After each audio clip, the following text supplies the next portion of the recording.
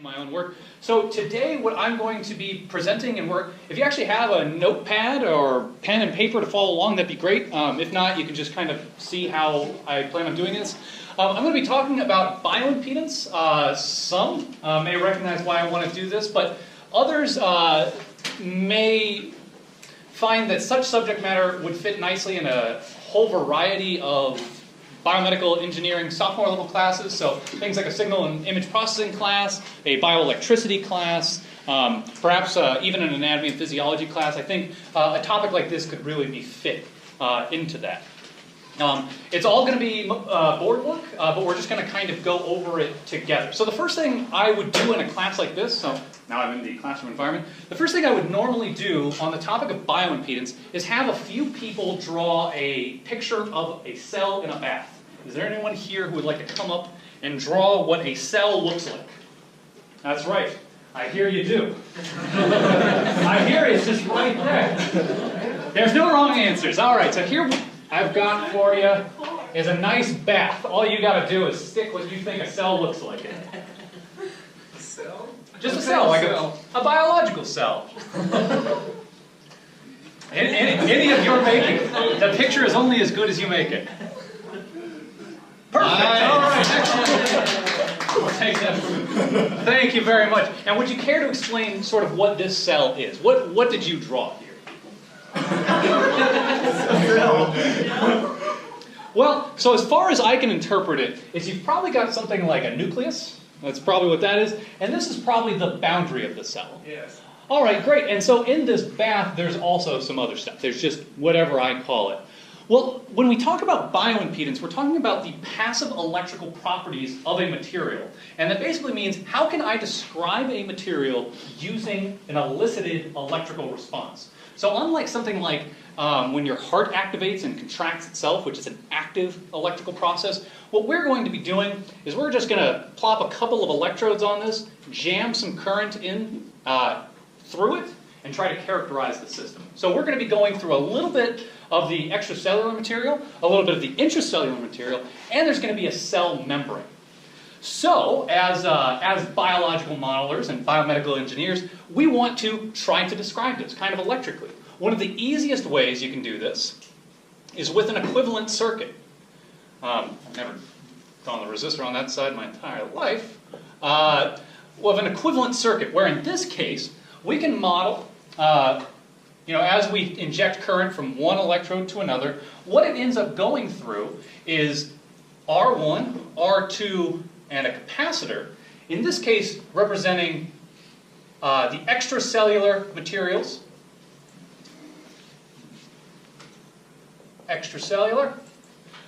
some of the internal components, things like nuclei, and anyone name any other cellular components? No one? We got no Golgi apparatus? All right. Tough crowd. But we're just going to pretend that all that intracellular stuff is just resistive. And then finally, the thing separating the two is going to be our capacitor. And this is what our cell membrane is going to be. Or our cell membrane is going to be modeled as a capacitor. Now, it was actually the work of an engineer. Yes? Why do we assume that the internal stuff is resisting? Well, because for the first time we want to take a look at this, it's the simplest component in our arsenal. We may as well see what sort of results do we get with the simplest approximation and build from there. It obviously can be represented by other things, but here we are just trying to get used to the idea. So that's the simplest setup? A resistor and then a resistor and capacitor? I suppose you're correct. We could just model the whole thing as a simple resistor, but I've got to fill 40 minutes here. So we are going to explore a few components. So we're just going to try to get a sense in this case of just what's inside the cell, what's outside the cell, and how does their separation affect their behavior. And I think for now, it'll do well for us to just consider it as a resistor, but actually, as we'll see, the math doesn't care what the component is. So we'll be easily able to back out whatever the component is and back in whatever we think it might be later once we've analyzed the signal. Is that all right? So we've now got this circuit, and I'll Thank you very much for the drawing, but I'll erase it now. And some of the questions I would like to have answered about this is, what is the frequency response of a circuit like this, of a system like this? What does biology do? So we'll just have frequency, and we'll have some Z. Z here is impedance. Is everyone familiar with the concept of impedance? Is there anyone who's not? Or would you like me just to continue and kind of explain it to you how I view what bioimpedance is? I don't know about impedance. Well, bioimpedance and impedance in general is the ability to resist the electrical force put on a material. So if something is more resistive, it wants less electricity to go through it. So either it wants to stop the formation of an electrical potential, or it wants to stop the flow of electrical current. Yes? What was putting the impedance on that cell? What was putting the impedance? Well, the cell itself has that impedance. It's an intrinsic property of the material itself. So everything's got impedance. You've got impedance, the table's got impedance.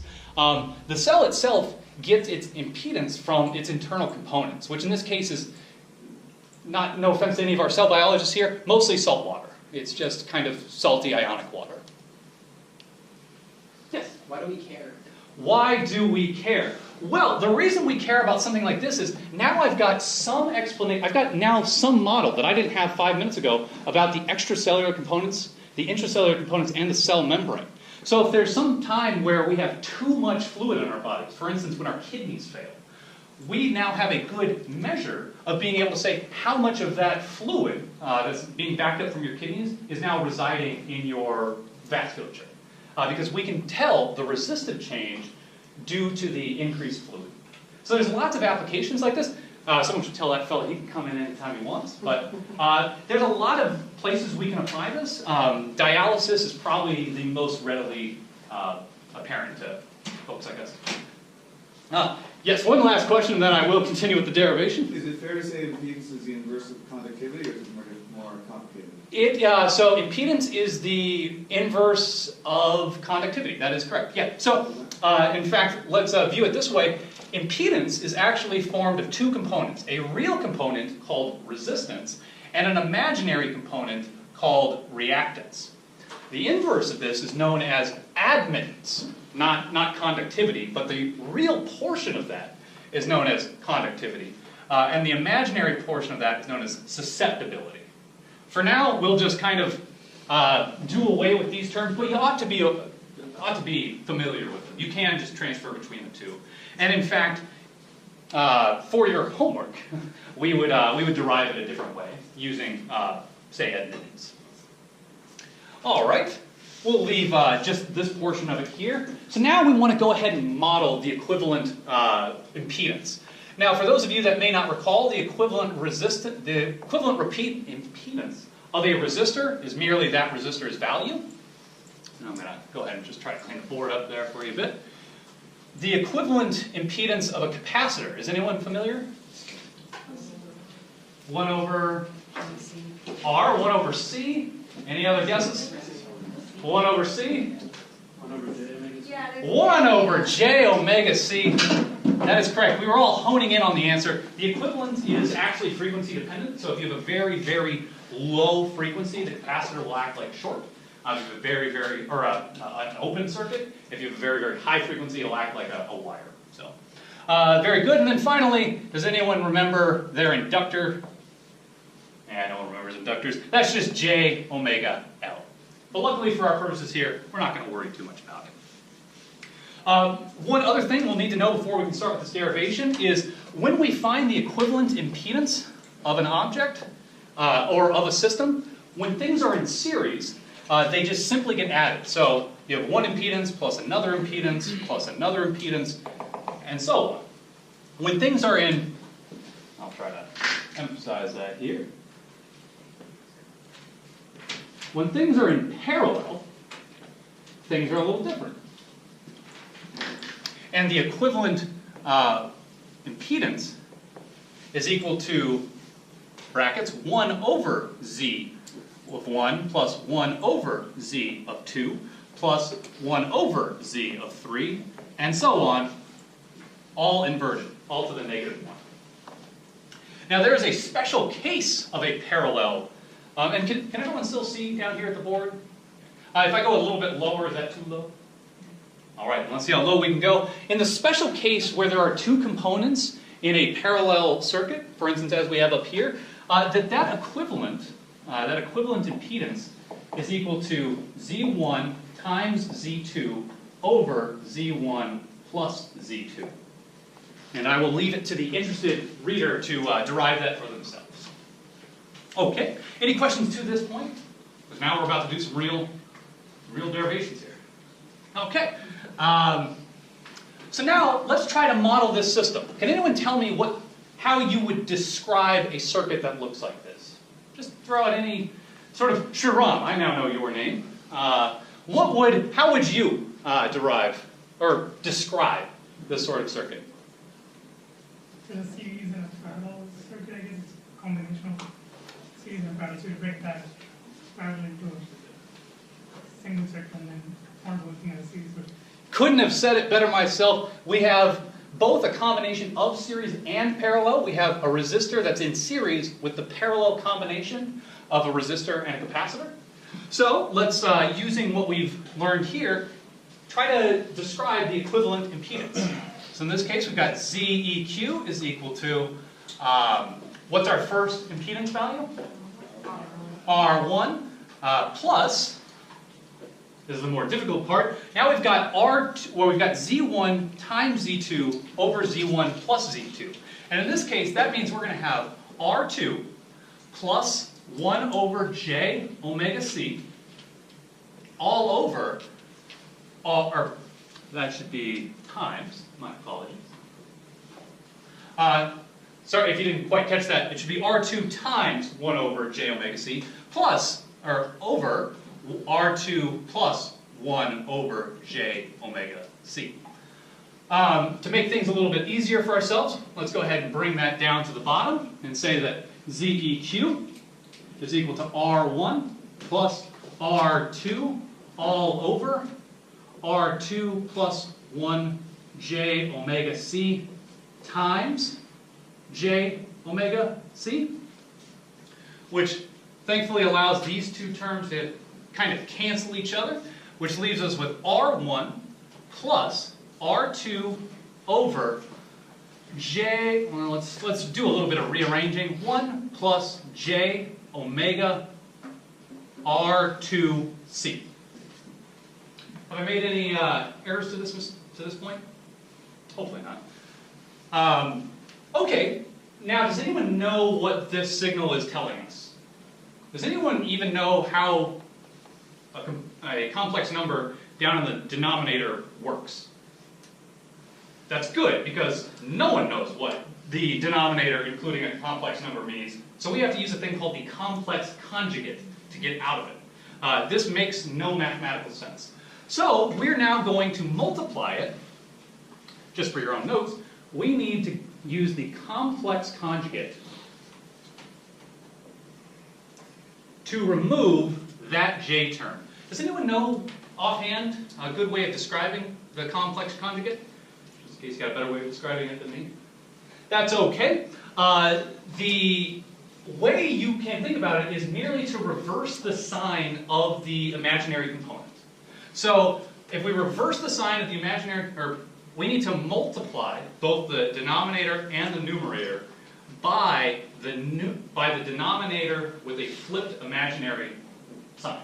So what that ends up looking like is Z equivalent is equal to R1 plus R2 times 1 minus J omega R2C all over 1 plus J omega R2C times 1 minus J omega R2C.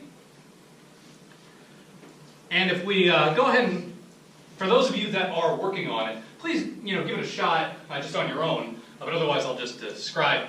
What ends up happening, we've got our equivalent impedance is now equal to R2 minus J omega R2 squared C all over 1 minus omega tau squared. Oh wait, I have not introduced tau, you don't get to know that one yet. We'll simply call that omega, well I suppose that'd be omega squared R2 squared C squared with a J in there. J squared.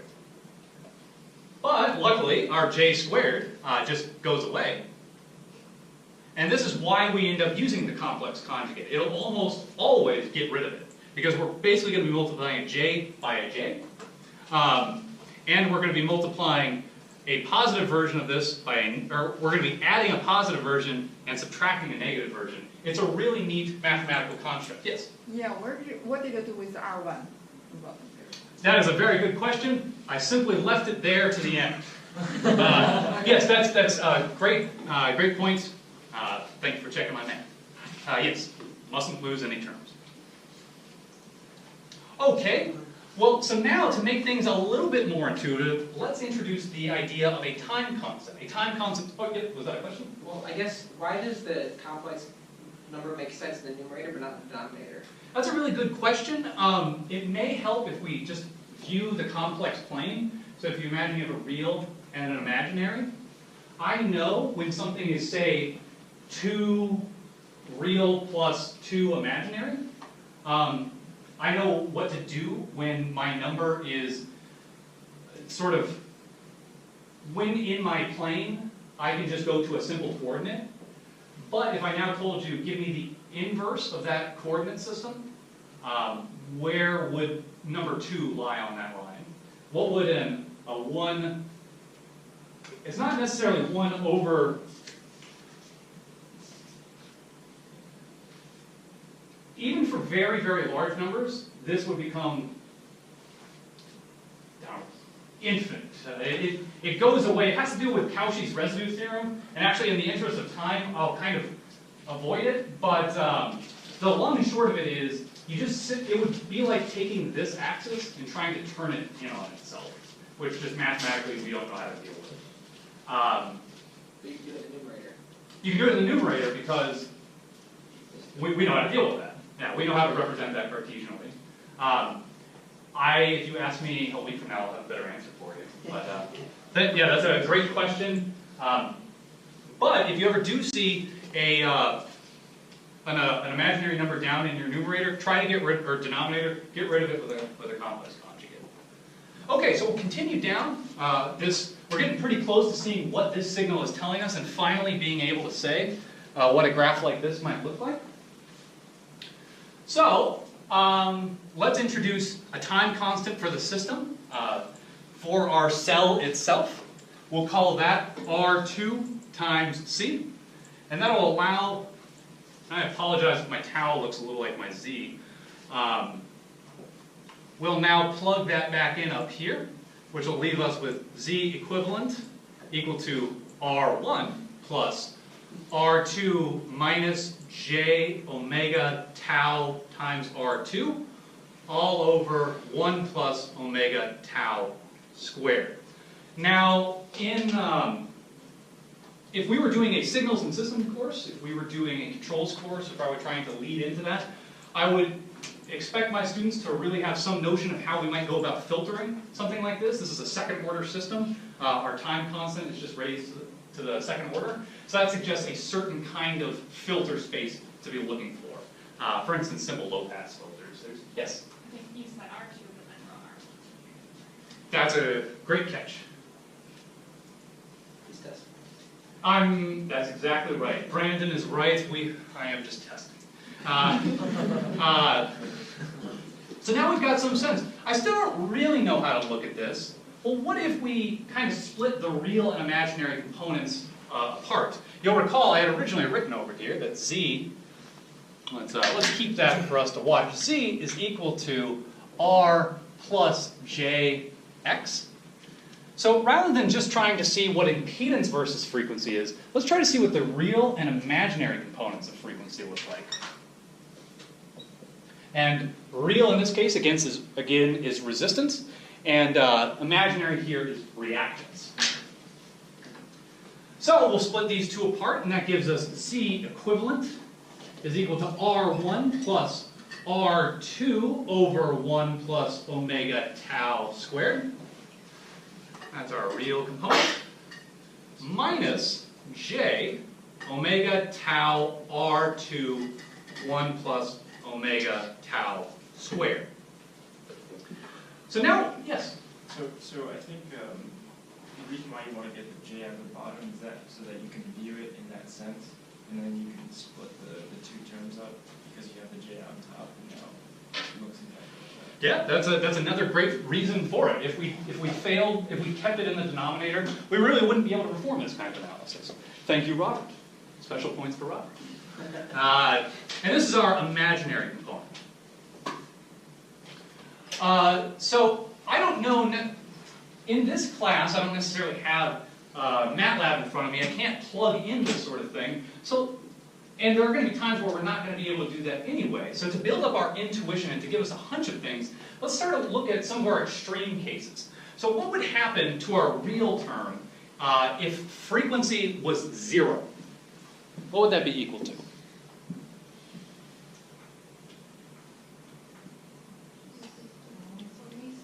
What's it? Yeah, what's that actual number or expression? R1 plus R2. Exactly right. Does everyone see how she got that? She basically took this omega term, which is our angular frequency, and blew it up, or made it really, really, really small. That causes this denominator to become 1, so it becomes R1 plus R2. And so now, if you were to blow up that angular frequency, now what sort of value would we have? If at infinity for a frequency, what does it become? R1, great. So we have some sense of what these values might be at the extremes. That's pretty good. We know it actually kind of gets smaller. It gets smaller by an amount R2. That's good to know. How about the imaginary component? What happens there in our reactance term when frequency equals 0? All right, we got a just 0 from Annie. That is correct. And how about at infinity?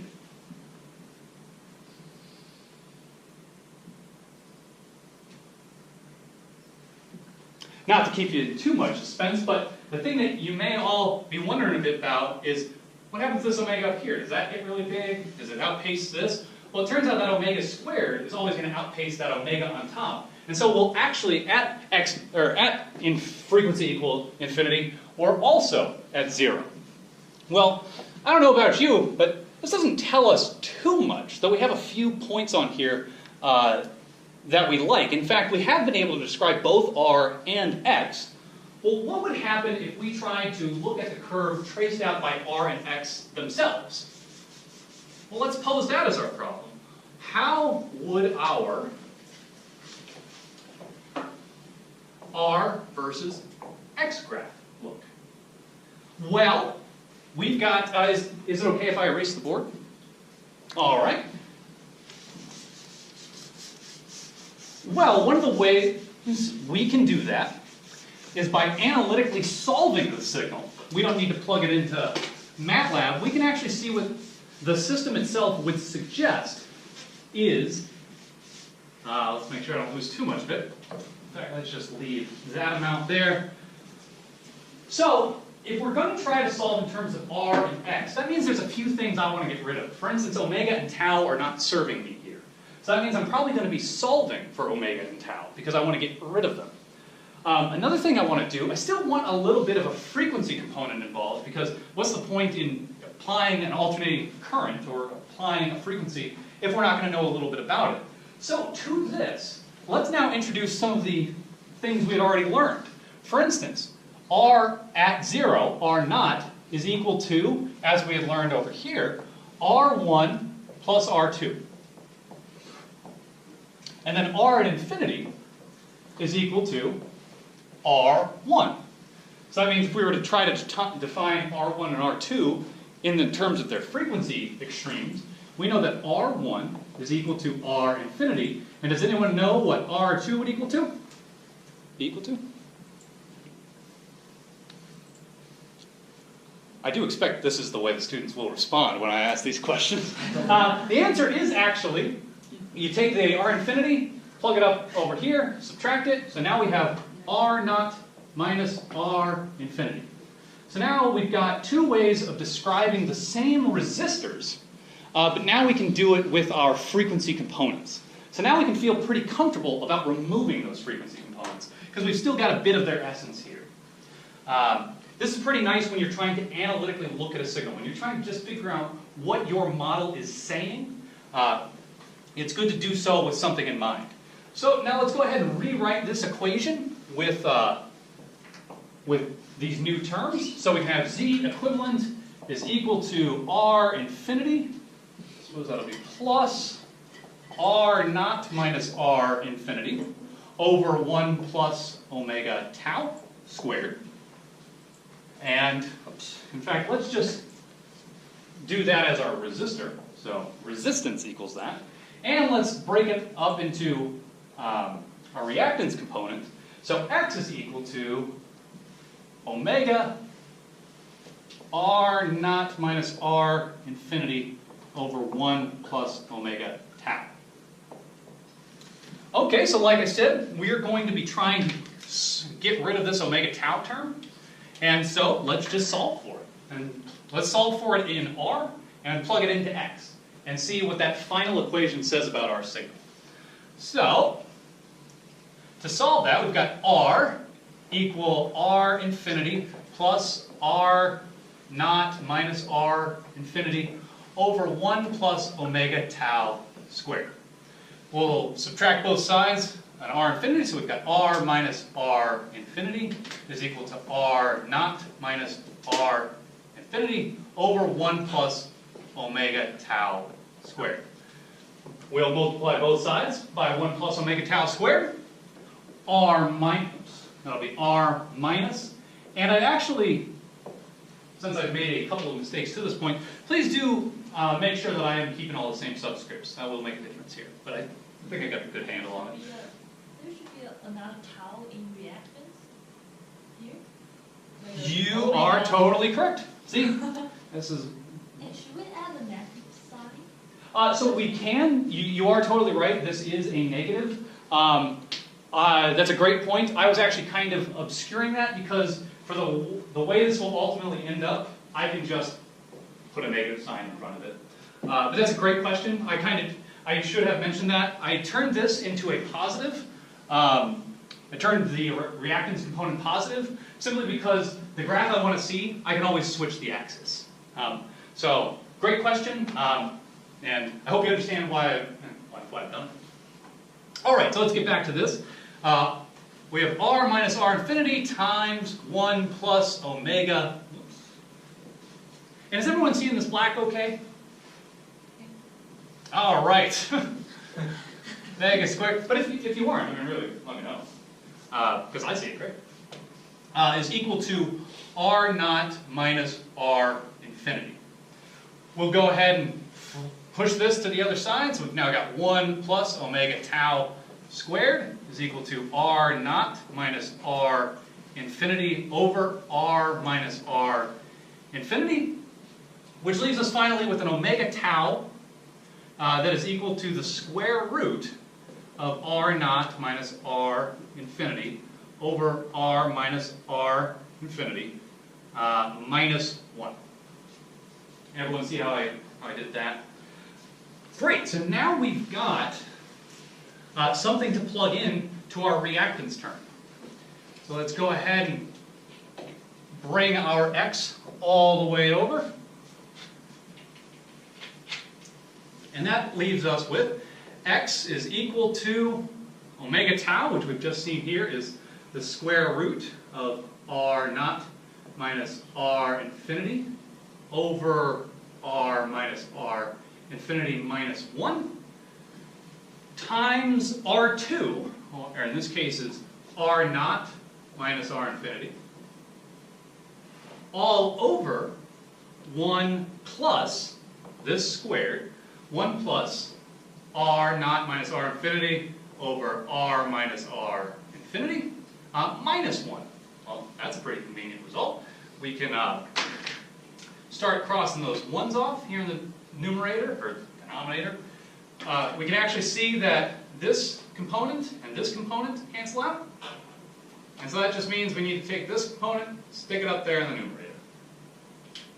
Just to give you the mathematics of the thing. So now we've got x is equal to the square root of r naught minus r infinity over r minus r infinity minus 1 times r minus r infinity.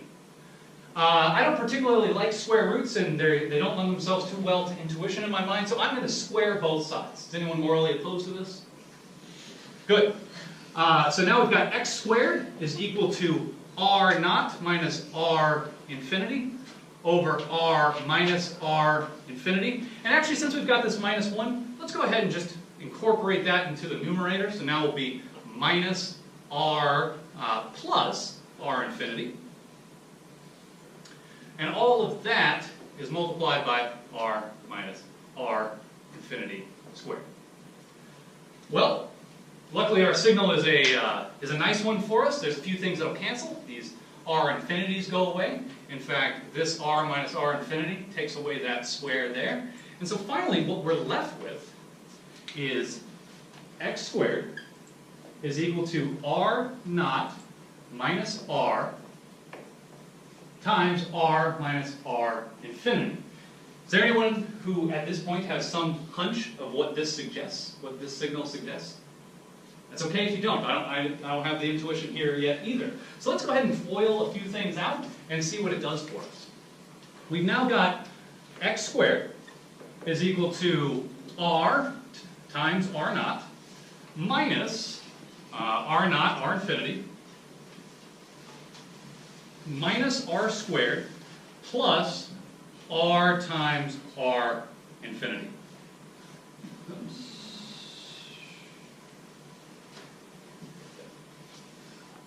Now, this is one of those nice results for a person like me where I'm looking for. As soon as I've now got one axis squared times another axis squared, I'm immediately thinking of a shape. Does anyone else think of a shape? Like an x squared plus y squared equals something? As a circle. Exactly right. So since I'm just going to pursue it down that way. As soon as I've seen this, looks like a circle to me, let's see how circle-like I can make it. So I'll move all the r components to the left-hand side, and we'll see what it leaves us. So now we've got x squared plus r squared minus r times r naught minus r times r infinity is equal to negative r naught r infinity. Well, so now we can combine terms, and that'll leave us with x squared plus r. Actually, before we do that, before combining, I was right for you. X squared plus r squared minus r times r naught plus r infinity is equal to negative r naught r infinity. Now another thing that this suggests to me, as soon as I start seeing I was anticipating. As soon as I start seeing an a squared plus b squared equals something, or if I start to see that I might be able to complete something of the form, I won't do this to you, a plus b squared, I can start looking to see how I might make that happen.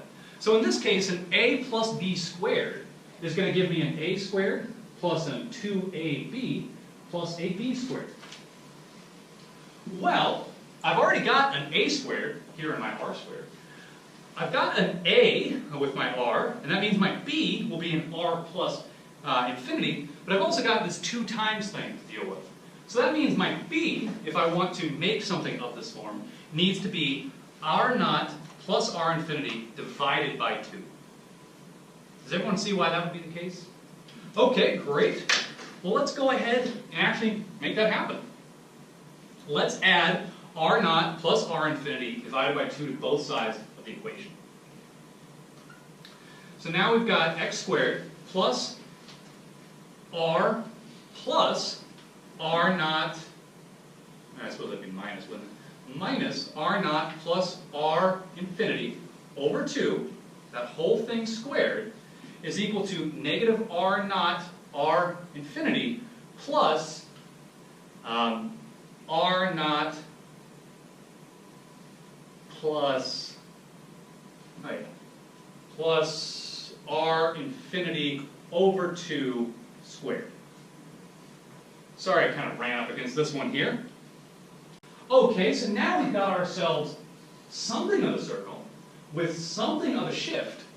Now we kind of want to know what the heck does this last part tell us. And just to try to make things a little bit easier on everyone, I'll do this last part over here.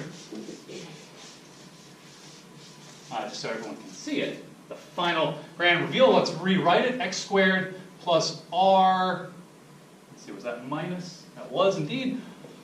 R naught plus r infinity over 2 squared is equal to negative r naught r infinity plus r naught plus r infinity over 2 squared. So let's go ahead and just break this out. That becomes negative r naught plus r naught r infinity plus, let's see, r naught squared over 4 plus 2 r naught r infinity over 4 plus r infinity squared over 4. Well, it turns out that's another one of those convenient things that if you just know which mathematical tools to apply, you can see that we can now cancel a little bit. Instead of making this a positive 2, we can subtract this r naught infinity from it, which will, in this case, have the effect of turning, darn it, sorry I did that to you, which will, in this case, will have the effect of leaving us with r naught squared over 4 minus 2r naught r infinity over 4 plus r infinity squared over 4. Now, does this form remind anyone of anything? Well, it ought to a little bit because we just saw it over here in our a plus b squared. This is now just a minus b squared. And so we're now left with r naught minus r infinity over 2 squared, leaving us with a final equation of x squared plus r minus r naught plus r infinity over 2, and all of that squared equal to r naught minus r infinity over 2 squared. So now that we've got it in a form that we might understand, what does it tell us? So I think we're convinced, at least you and I, that this represents something of a circle. Does anyone know where it is centered? Where that circle would be centered? It's okay, it's been a long time since our sophomore years, but it's actually, if you recall, a circle has the general form of x plus a squared plus y plus b squared equals the radius squared. So what it's telling us is in our reactive component, we don't shift at all. At least we don't shift our center. In our resistive component, we actually shift by r naught plus r infinity over 2. So that's great. Let's go right over here. And we've got r naught plus r infinity over 2. This is where we're going to be centering our circle. Can anyone tell me where what the radius of this circle is? R naught minus r infinity over 2. Exactly right. So it's r naught minus r infinity over 2. Now I don't really know what that looks like yet on my graph. I'd just be drawing something to draw it. One thing we can do to hitch our intuition to our mathematical result is also plot some of these numbers we had originally. So we recall that x naught and x infinity are 0. But r naught and r infinity are at those two special places. So let's draw r naught. Well, r naught is r1 plus r2. And r infinity is r1. Well, and so that means we've got a point here and a point here. And everything in between has to have a radius of r naught minus r infinity over 2. Well, r naught minus r infinity is r2 divided by 2, which tells us that this is our radius. Because here we've got r1 plus r2, here we've got r1. Just do r1 plus r2, subtract r1, and divide it in half. And it turns out our radius is centered right there. So now our impedance vector that we've been after traces out a circular path. And we've got an impedance that looks like this, a phase angle that I'll tell you about in our next class that looks like that. But otherwise, we've now characterized a good chunk of biological materials. Because as we saw from our resident artist, cells are mostly just some bit of resistive stuff separated from another bit of resistive stuff by a cell membrane. We can use a very simple model to figure out what would happen in those cases. So in this case, R1, what would happen if R1 were to suddenly become bigger? What might happen to this? If our extracellular components became more resistant, for instance, we're dehydrating and all the fluids are coming out of our vasculature, our blood is coming a little more resistant. What would happen to this curve? It's an open question to the class. Yes? Would it flatten? Would it flatten? What makes you think it would flatten? Because it's the R value is The, I'm a little lost. no, I'm sorry that you're a little lost. That's not the intent of this. It won't flatten, I can tell you that much. So if it doesn't do that, what else might it do? It will shift. So you were right in your intuition that it will make the R bigger, but it's actually going to make pretty much all the R's bigger. So we'll just go ahead and shift over here. What would happen if we made our intracellular component less resistive? For instance, when cells are getting lysed and there is no more inside.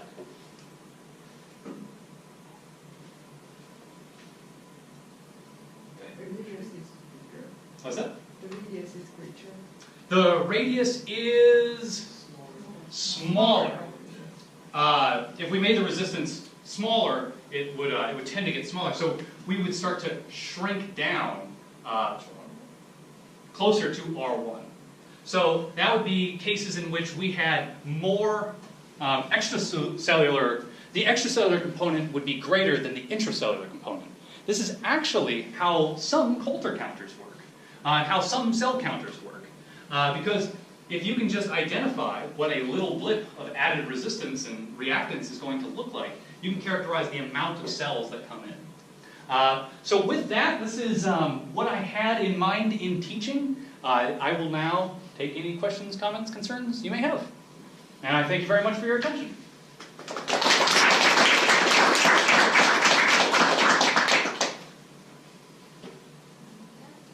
Oh, yes. So like how to decide which one is the baseline, like the blue curve?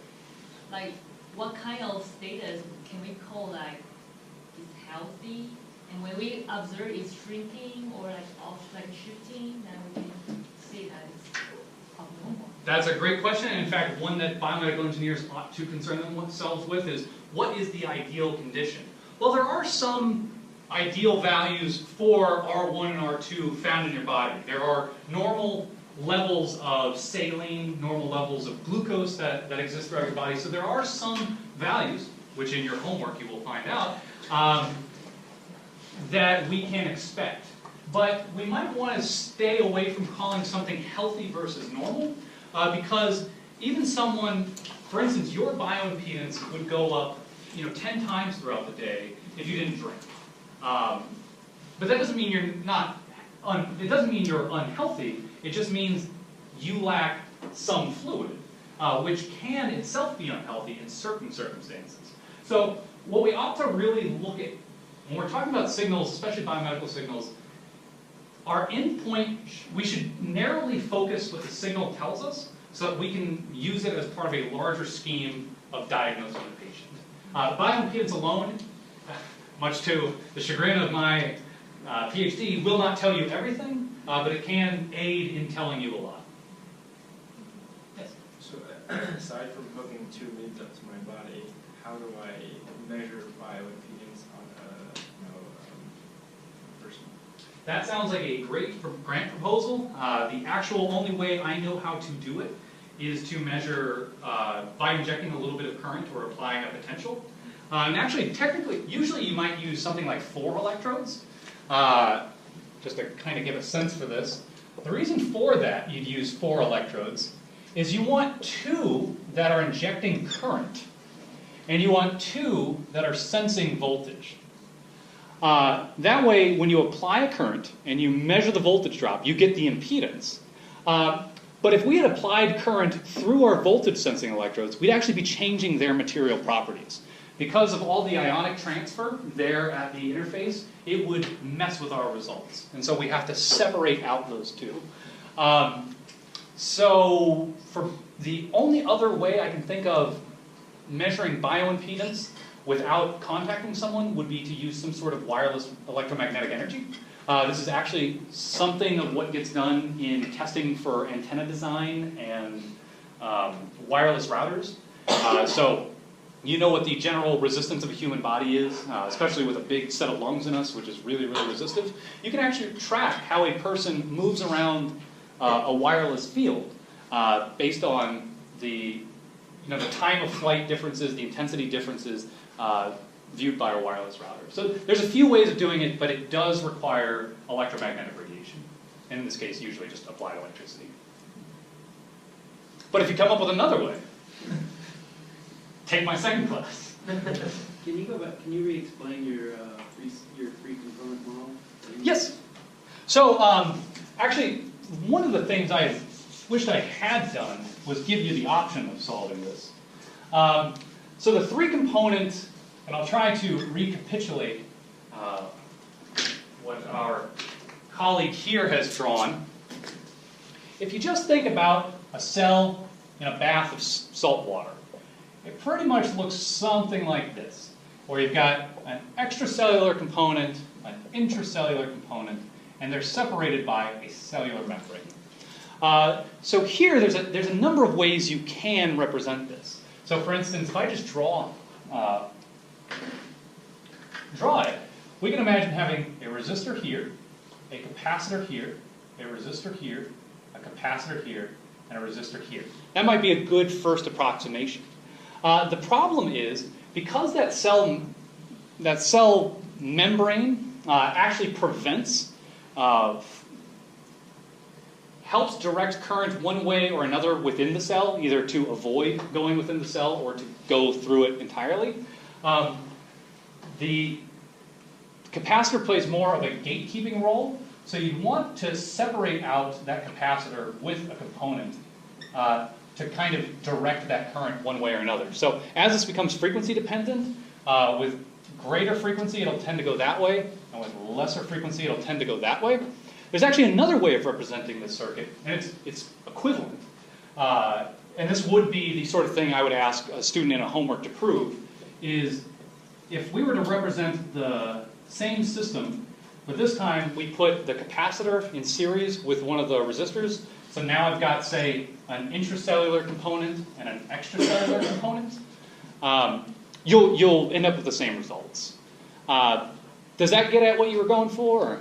Well, one of the things I'm wondering about is why, is the cell membrane really just a capacitor? Does it have resistive properties, like ion channels and other things? It has got minimal resistive properties. There is a bit of a cellular membrane resistance, but the size of the cell membrane with respect to all the other components is spatially smaller, and its sort of electrical effect is smaller. So the resistance drop that you'll have due purely to the resistivity of the cellular membrane is smaller than all the other resistances you deal with. We could, if we were to drive this in a realer manner, we would include that, and actually we would end up using, instead of a cell membrane or a capacitor, we might use something like a constant phase element or a memristor. There's actually a lot of work out of Norway and Berkeley modeling these things as memristors. Yeah, that's kind of it. And actually, the way we know that the cell membrane acts like a capacitor is actually for many of the same reasons we know that there is a cell membrane to begin with.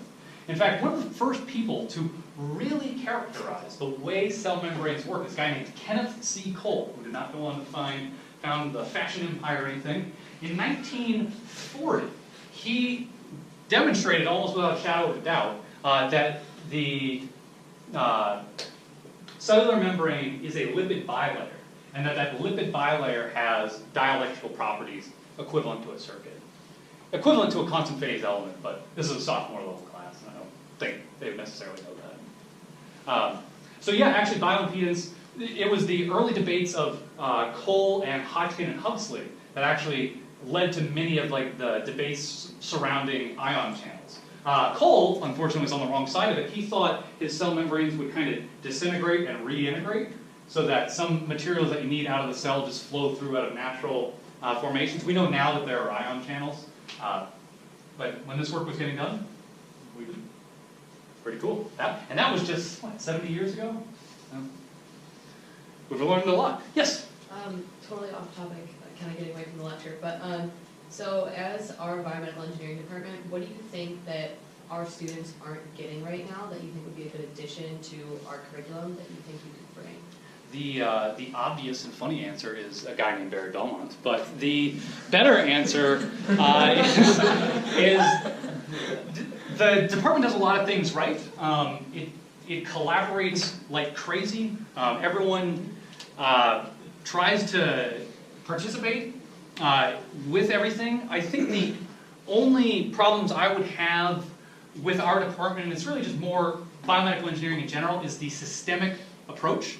I think that there should be integration all along the line, not just in that the material is related, but that we maybe teach some of the same equations, we give similar thoughts to the mathematical approaches we have, and we need to integrate at every stage some bit of biomedical stuff. We really do need to have students very comfortable with the idea of pointing to where their aorta is. I think things like that would go a long way. I've talked with a few other folks in the department about how I view things, but as to what you're lacking, not too much. I mean, this is a tragedy of riches we got here. We just got to best utilize them. Yes? So I know that the prompt for this was to do a sophomore level, but I know that they also might be looking for an engineering 100 professor, so I was wondering if you had any ideas for, I guess, anything different for the okay, I see. There you go. Actually, if anyone has any interest in this, I've made little mock syllabi for engineering 100. Here, I'll give it to all the people. So I do have some notions. Things that I would like to do for an introductory class is to build in sort of constant work to get people used to the idea of dealing in terms of anatomy and physiology. If by the end of your first year in a biomedical engineering class you don't know the difference between distal and caudal, or anterior or posterior, we need to get people coming into the program used to a certain terminology, a certain way of thinking, and the ability to extrapolate from there. So I've got a few ideas.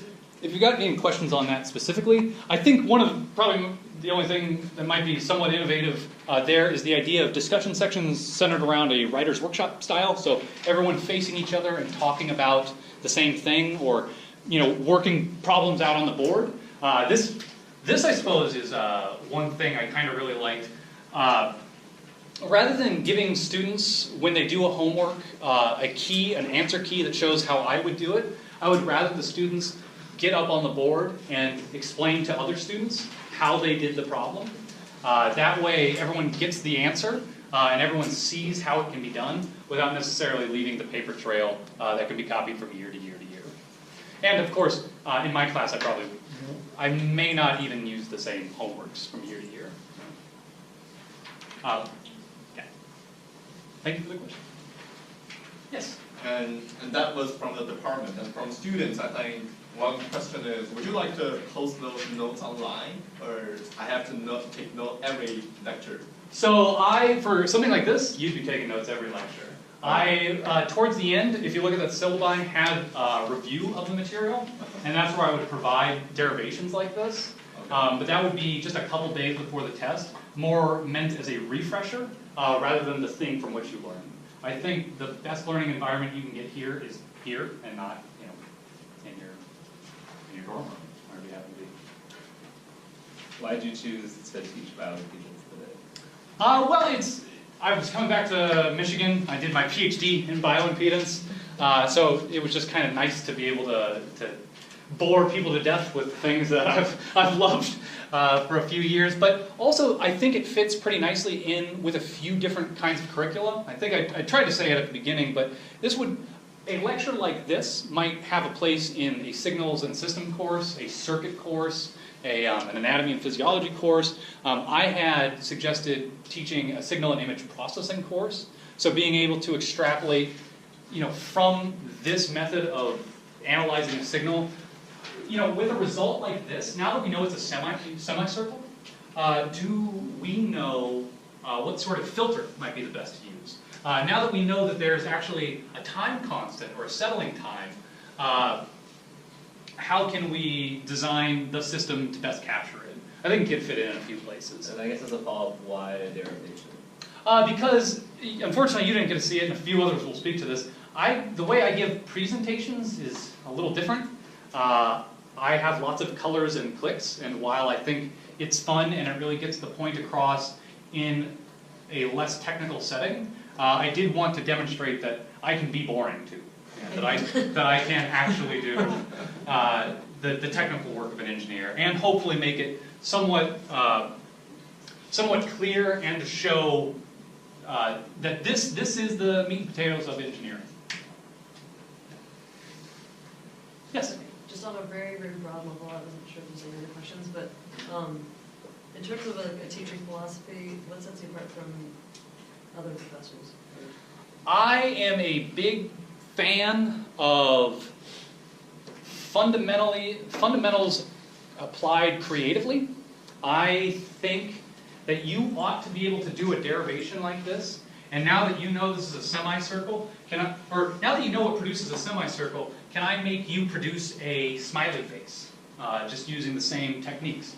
So now you will have learned something like the fundamental theory of bioimpedance, and I can make you apply it in a way you would have never thought, in a way that is both hopefully a bit fun and exciting, but also revelatory, because in order to turn this from a semicircle that's centered at the x-axis and turn it into, say, something that looks like this, that would take a lot of work. But I think that's an interesting problem. I think hopefully it sets me a little bit apart. I also have a big, just you had said broadly and not related to the class, I believe in a lot of lay and public outreach, writing for papers, producing videos, giving public speaking engagements. I like artsy-fartsy stuff and all the ethical implications of the work we do. So I think being able to incorporate a few of those where they're useful would be good, both for any class I would teach, but the department as a whole. So. One of the, I don't know if problems is the right word, but problems that is kind of seen with the introductory BME classes, especially Engine 100, is when you take those, you don't get a hands-on design experience, whereas every other Engine 100, you get that experience. And so I was wondering, I was reading through this with detail, yeah, so how you would introduce that. So in this syllabus that I've got here, right down at the bottom, there is time for a project of some sort, and we can go into that in a little bit greater detail if you want to know about it. But I would almost push back and say that an intro engineering class isn't always the best place for a really good project. Projects, in order for them to both be useful as educational vehicles and as just products that one of our clinicians end up with, thanks for partnering with us, is that it's done well. And no offense to any of our freshman engineers, we haven't taught them enough to make the most use of a project. So I probably wouldn't be trying to push. Well, I wouldn't. I probably wouldn't try to push for additional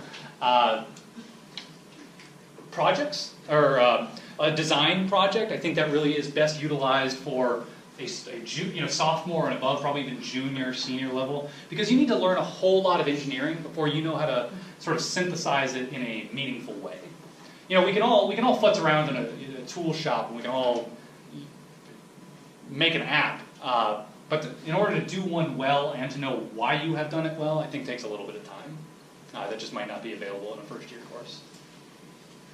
Oh, which is not to say, sorry, I'll answer that. Which is not to say that in this course, the way I've got that clinical project idea sort of thought about is being able to demonstrate, allowing the students to take a deeper plunge in some aspect of the class, rather than trying to build up everything they've learned, if that makes sense. Yeah, so I'm just curious, so what would be your ideal sophomore level class then, if you'd taken on that role? So my ideal class, the class I've pitched to this point, and obviously this answer has the notable caveat of I have to talk to the rest of the department and see what they've identified as needs, what they think, what industry really wants. So the answer I'm about to give you is subject to revision, but I really think one of the things that is missing here at the University of Michigan is a signal and image processing for biomedical data sort of class. So we deal with tons of biomedical signals. We've got an ECG, we've got respiratory rates, we've got blood pressures, we've got MRIs, ultrasounds, all these different things that tell us ultimately all the things we care about. And while we have a bioinstrumentation class that tells us how to get those signals, and we have a quantitative physiology class, which I'd like to teach, while that tells us where the signals come from, it might be good before all that, once you know how the signals, once you know how they work and where they come from and how to collect them, we ought to teach those students what to do with those students, or what to do with that data to make it meaningful. Because an ECG by itself really isn't anything. It's how you process it. So I think that would be the kind of ideal course I teach. To give you more details on that, would probably be a MATLAB or Python-based course. There'd be probably consistent lab modules, but Python and MATLAB lab modules. Probably a final project that would include something like pulling down public data from public repos and doing some sort of analysis on them. So that sort of thing. Thanks. Yes? I really loved your energy. Oh, thank you. I'm a new professor here too, so you went through a great derivation. You come back, you ask the students if they can remember it. The very next lecture, they don't remember anything. Okay. What do you do? Well, I sit up here as if I don't remember, and I re-derive the whole thing. No, I would probably, at the beginning of a course like this, especially a course that builds on itself, probably reintroduce the result we derived, and maybe provide some of the key hits of the derivation itself. So, I'd probably present something like this. We had some earlier things, but give the basic presentation of the model, a few key details of our derivation, and then the end result of the derivation. That way they have a Cliff Notes version if they don't remember anything. But you're saying if they don't remember anything at all?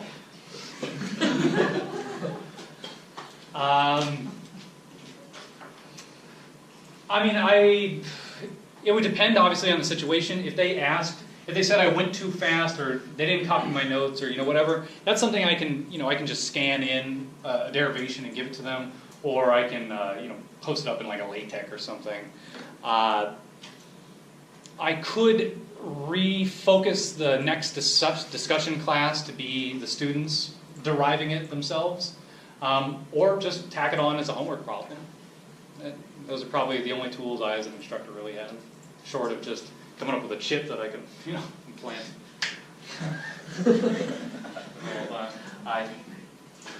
Are there any other questions? I think we might be approaching. Yeah, maybe one quick All right. Why teaching, Barry? Why teaching? It's, not to put too fine a point on it, but it is the sort of thing that makes me want to get up in the morning. I don't. As much as I love research and as much as I love writing grants and proposals, I feel like where my heart flutters the most is in teaching, and this is just something I've enjoyed as a practice both in just the doing of it, I really do like this, and then, I don't know, the response, you know, hopefully you've made a couple hundred engineers smarter to be involved in this, so. Yeah, it's just it's a very fulfilling career, I suspect. Okay, let's think very much.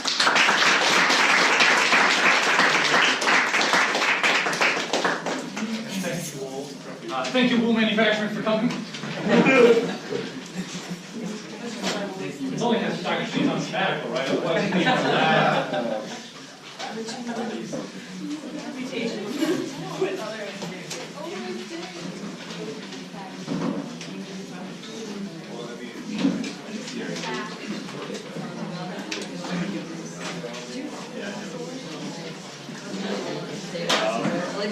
It's really not worth it. I expected. Yeah. It's just, other guys are just so tough to get in touch with.